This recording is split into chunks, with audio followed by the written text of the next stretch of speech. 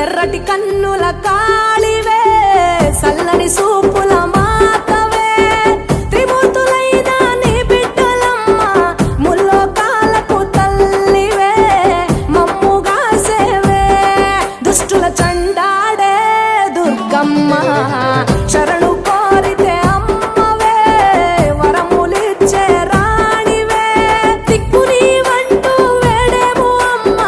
దండి దేవివి నీవే దయను చూపించే